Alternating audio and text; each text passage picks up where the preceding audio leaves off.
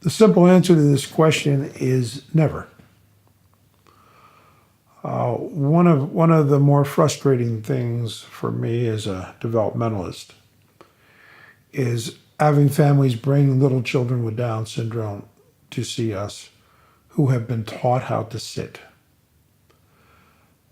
Sadly, what happens when you do this is typically you're ignoring a normal developmental progression.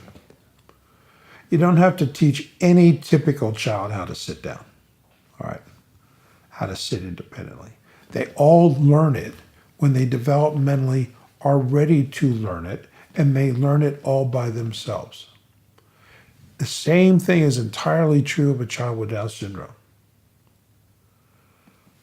Often therapists help parents teach children to sit before the kids can even crawl on their stomachs or creep on their hands and knees.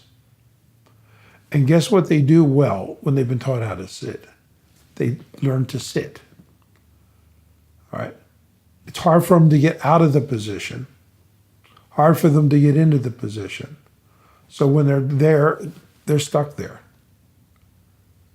We want little children to learn to crawl on their stomachs, to get around, explore, develop their muscle tone, their muscle strength, the integration of the sensory function that's ultimately going to permit them to walk and run and jump and skip. All right. So if you will, neurodevelopmentally, we want to follow a normal progression. We want the kids to learn how to crawl on their tummies, creep up on their hands and knees. Generally, when they're functionally creeping, then they can get themselves into a sitting position and get themselves out of a sitting position. And then they start working on the pieces to walk. Bottom line, when should you teach your child with Down syndrome to sit? Never.